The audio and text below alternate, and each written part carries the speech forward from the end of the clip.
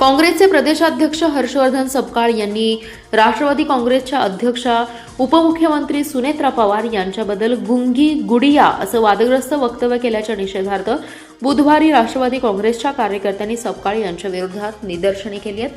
त्यांनी तात्काळ सुनेत्रा पवार यांची माफी मागावी, अन्यथा राष्ट्रवादीचे कार्यकर्ते सपकाळ यांना राज्यात फिरू देणार नाहीत असा इशारा शहर जिल्हाध्यक्ष पद्माकर जगदाळे यांनी यावेळी दिलाय. काँग्रेस पक्षाकडून ट्विट करण्यात आलेल्या व्हिडिओत उपमुख्यमंत्री सुनेत्रा पवार यांना गुंगी गुडिया असं संबोधित करण्यात आलं होतं. काँग्रेसचे प्रदेशाध्यक्ष हर्षवर्धन सपकाळ यांनी सुनेत्रा पवार यांच्यासाठी काँग्रेस पक्षाने वापरलेले गुंगी गुडिया हे शब्द योग्य असल्याचं म्हटलं होतं. त्यामुळे राष्ट्रवादी काँग्रेसचे कार्यकर्ते आक्रमक झालेत. राष्ट्रवादीच्या कार्यालयासमोर शहर जिल्हाध्यक्ष पद्माकर जगदाळे यांच्या नेतृत्वाखाली कार्यकर्त्यांनी हर्षवर्धन सपकाळ यांचा निषेध व्यक्त करत जोरदार घोषणाबाजी केली आहे. सपकाळ यांच्या विरोधात निदर्शने करत तातडीने माफी मागावी अशी मागणी आंदोलनाद्वारे करण्यात आली आहे. शहर जिल्हाध्यक्ष पद्माकर जगदाळे म्हणाले, स्वर्गीय इंदिरा गांधी राजकारणात आल्या त्यावेळी त्यांना देखील गुंगी गुडिया म्हटलं होतं. मात्र त्यांनी पुरुषांपेक्षा वरचढ काम करून दाखवलं. तरी देखील हर्षवर्धन सपकाळ यांनी उपमुख्यमंत्री सुनेत्रा पवार यांच्या बाबतीतील असं वक्तव्य केलंय. हे निषेधार्थ असल्याचं ते म्हणाले. या आंदोलनात प्रशांत माने, तौहीद शेख, रुपेश मोकाशे, राधिका हरगे, शीतल सोनवणे, तौहीद फकीर, ज्ञानेश पाटील, अमोल धोत्रे, विकास जाधव आदी जण सहभागी झाले.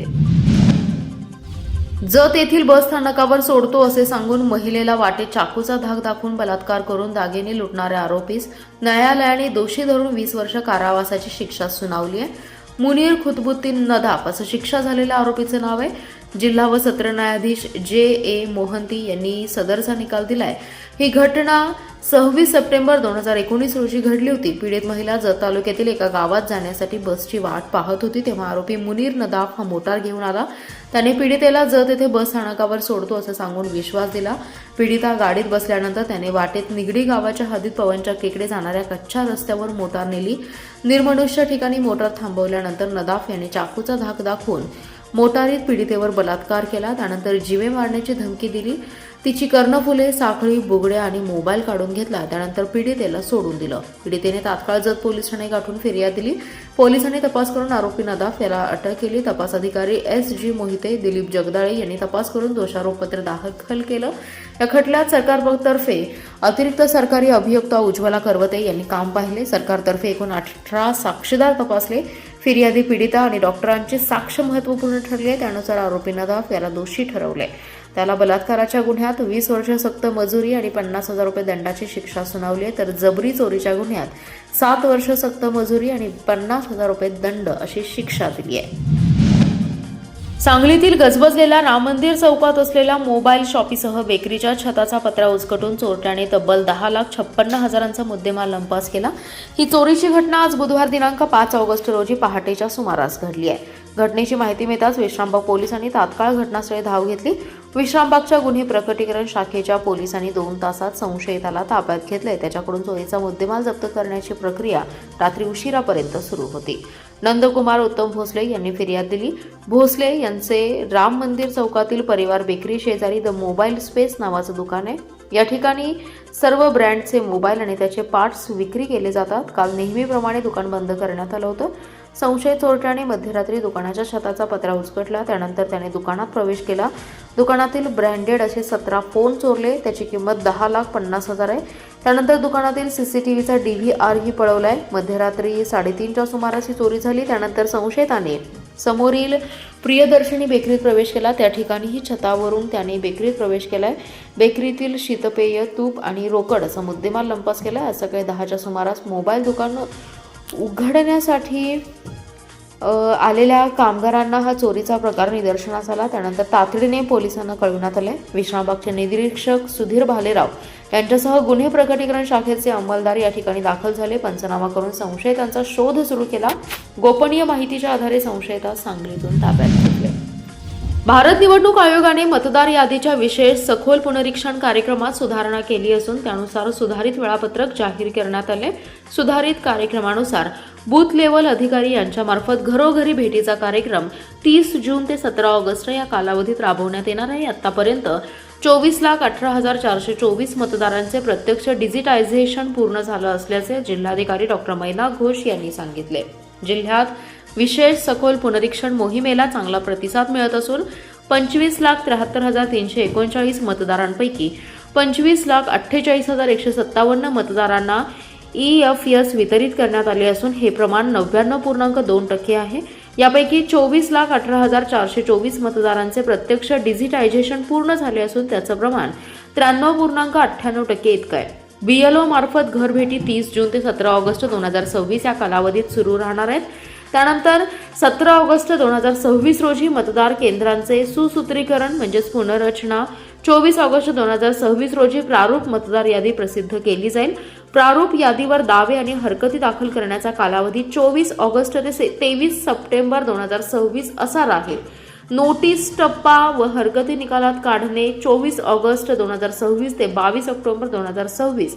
अंतिम मतदार यादी 27 ऑक्टोबर 2026 रोजी प्रसिद्ध करण्यात येणार आहे. जत शहरातील प्रभाग क्रमांक 5 मधील दगडी पूल, गंधर्व चौक परिसरात अनेक महिन्यांपासून गटारी तुंबल्याने सांडपाणी थेट मुख्य रस्त्यावर वाहत आहे. त्यामुळे परिसरात दुर्गंधी पसरली असून नागरिकांच्या आरोग्याचा गंभीर प्रश्न निर्माण झालाय. शहराच्या मध्यवर्ती अथनी पंढरपूर या राज्यमार्गावर ही परिस्थिती असतानाही नगर परिषदेचा आरोग्य विभाग कोमात असल्याचे चित्र दिसून येत असून नागरिकांनी तीव्र संताप व्यक्त केलाय. लोखंडी पूल, गंधर्व चौक, दगडी पूल ते संभाजी चौक हा शहरातील सर्वाधिक वर्दळीचा रस्ता आहे. या मार्गावर पावभाजी, चायनीज, चहाची दुकाने आहेत. सकाळपासून रात्रीपर्यंत येथे मोठी गर्दी असते. मात्र गटारीचा निचरा होत नसल्याने सांडपाणी रस्त्यावर वाहत असून ग्राहक आणि नागरिकांना घाण पाण्यातूनच ये-जा करावी लागते. स्थानिकांच्या म्हणण्यानुसार अनेक महिन्यांपासून गटारींची नियमित साफसफाई झालेली नाही. त्यामुळे गटारांमध्ये कचरा साचून पाण्याचा निचरा बंद झालाय. पावसाळ्यात ही समस्या अधिक गंभीर होत असून रस्त्यावर चिखल, घाण पाणी आणि दुर्गंधीचं साम्राज्य निर्माण झालंय. साचलेल्या सांडपाण्यात डासांची पैदास वाढत असल्याने डेंग्यू, मलेरिया, चिकुनगुनिया, गॅस्ट्रोसह विविध संसर्गजन्य आजारांचा धोका वाढलाय. दुकानांसमोर कायम घाणपाणी साचत असल्याने ग्राहक परत फिरत असून व्यापाऱ्यांच्या व्यवसायावर सुद्धा यामुळे परिणाम झालेला आहे. तासगाव कृषी उत्पन्न बाजार समितीतील बेदाणा सौदा दरम्यान शेतकऱ्यांच्या मालावर मोठ्या प्रमाणात उधळण होत असून व्यापारी आणि अडत्यांकडून शेतकऱ्यांची आर्थिक पिळवणूक केली जात असल्याचा गंभीर आरोप करत महाराष्ट्र नवनिर्माण सेनेचे जिल्हा संघटक अमोल काळे यांनी तासगावातील सिद्धेश्वर चौकात बेमुदत आमरण उपोषण सुरू केले. या आंदोलनाला शेतकरी तसेच विविध राजकीय पक्ष आणि संघटनांनी भेट देत पाठिंबा दर्शवलाय. अमोल काळे यांनी आरोप केलाय की तासगावच्या बेदाणा सौद्यामध्ये मालाची गुणवत्ता तपासण्याच्या नावाखाली प्रत्येक बॉक्समधून 2 ते 3 किलो बेदाणा खाली टाकला जातो. हंगामात 3 ते 4 हजार कलमांचा सौदा होत असून वर्षभरात तब्बल 2 ते 2.5 हजार टन बेदाण्याची उधळण होत असल्याचा दावा त्यांनी केलाय. उधळण्यात आलेला बेदाणा व्यापाऱ्यांकडून पुन्हा गोळा करून त्यावर प्रक्रिया आणि पॉलिश करून विकला जात असल्याचा आरोप मनसेने केलाय. यातून व्यापाऱ्यांना कोट्यवधी रुपयांचा फायदा होत असताना लाखो रुपये खर्च करून बेदाणा तयार करणाऱ्या शेतकऱ्यांच्या मालाचं नुकसान मात्र त्यांच्या माथी मारलं जात असल्याचा आरोप करण्यात आलाय.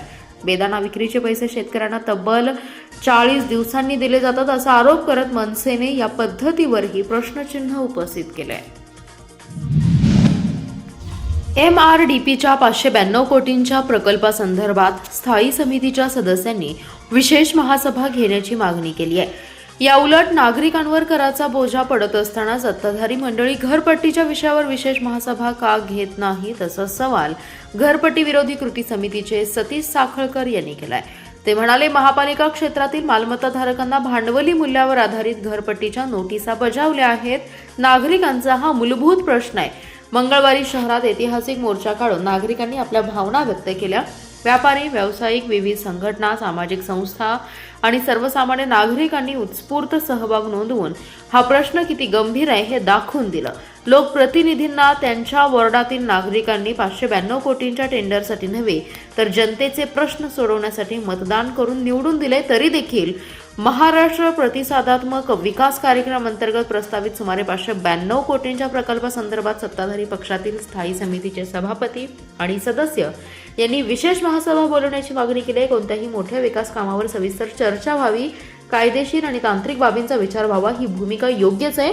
मात्र हेच लोकप्रतिनिधी घरपट्टीच्या विषयावर विशेष महासभा का घेत नाहीत असा सवाल सतीश साखळकर यांनी व्यक्त केलाय. महापौर, सर्व पक्षांचे नगरसेवक आणि स्थायी समिती सदस्यांनी तातडीने विशेष सभा बोलावून भांडवली मूल्यावर आधारित वाढीव घरपट्टी रद्द करण्याबाबत चर्चा करून नागरिकांना दिलासा द्यावा अशी मागणी देखील त्यांनी केली आहे. सांगलीतील राजश्री छत्रपती शाहू महाराज कृषी व्यवसाय व्यवस्थापन महाविद्यालय येथे राष्ट्रीय सेवा योजनेअंतर्गत देशाचा कणा मानल्या जाणाऱ्या युवा पिढीला व्यसनमुक्तीचा संदेश देण्यासाठी नशामुक्त अभियान हा कार्यक्रम अत्यंत उत्साहात आणि शिस्तबद्ध वातावरणात पार पडलाय. देशातील युवा पिढीला व्यसनमुक्त करून सक्षम भारत घडवणे हा या कार्यक्रमाचा मुख्य उद्देश होता. या कार्यक्रमादरम्यान देश आणि देशातील युवा पिढीला नशामुक्त ठेवण्याचा संकल्प करत शुभम आष्टेकर या विद्यार्थ्याच्या हस्ते उपस्थितांना नशामुक्त अभियानाची सामूहिक प्रतिज्ञा देण्यात आली आहे. कार्यक्रमाच्या अध्यक्षस्थानावरून बोलताना महाविद्यालयाच्या प्राचार्या डॉक्टर अर्चना शिंदे यांनी विद्यार्थ्यांना नशा आणि मादक पदार्थांच्या आहारी गेल्यामुळे शारीरिक, मानसिक आणि सामाजिक पातळीवर होणाऱ्या गंभीर दुष्परिणामांची सविस्तर माहिती दिली. युवा पिढीने अशा घातक व्यसनांपासून दूर राहून आपले उज्ज्वल भविष्य घडवावे आणि समाजाला मार्गदर्शन करावे असं आवाहन राष्ट्रीय सेवा योजना अधिकारी प्राध्यापक किशोर चंदुरे यांनी विद्यार्थ्यांना केलंय. कार्यक्रमाचे आभार प्राध्यापक अबोली पिंजरकर यांनी मानले. कार्यक्रमाला सर्व शिक्षक, शिक्षकेतर कर्मचारी, विद्यार्थी प्रतिनिधी आदित्य कोठावळे, विद्यार्थी प्रतिनिधी मयुरी वावरे आणि सर्व विद्यार्थी मोठ्या संख्येने उपस्थित होते. अन्न सुरक्षा व औषध प्रशासन विभागाच्या अधिकाऱ्यांनी आज ईश्वरपूर शहरात धडक कारवाई करून 34,305 रुपयांचा गुटखा, पान मसाला आणि सुगंधी तंबाखू असा बंदी असलेला मुद्देमाल जप्त केलाय. या प्रकरणी पानपट्टी चालकासह उत्पादन करणाऱ्या एका कंपनीवर गुन्हा दाखल करण्यात आलेला आहे. सांगली येथील अन्न सुरक्षा व औषध प्रशासन अधिकारी महेश रामचंद्र मासाळ यांनी या प्रकरणी ईश्वरपूर पोलीस ठाण्यात फिर्याद दिली आहे. या पथकाने केलेल्या कारवाईत विकास बाळाराम काळे, अर्जुन सूरज कुकडे, बबन पांडुरंग कदम, गुफरान पटवेकर व MJ advertising and marketing private limited, Powai, Mumbai असे गुन्हा दाखल केलेल्या संशयितांची नावे आहेत. जयराज पान शॉप कामेरी नाका, श्रीकृष्णा पान शॉप कामेरी नाका, बबन पांडुरंग कदम यांच्या राहत्या घरी कारवाई करून विमल पान मसाला, V1 सुगंधी तंबाखू, गोवा 1000 पान मसाला, G1 जर्दा सुगंधी तंबाखू असा माल जप्त करण्यात आला. या कारवाईने पानपट्टी चालकांचे धाबेदार आणलेत. आज दिवसभर या कारवाईची शहर आणि परिसरात चर्चा सुरू होती.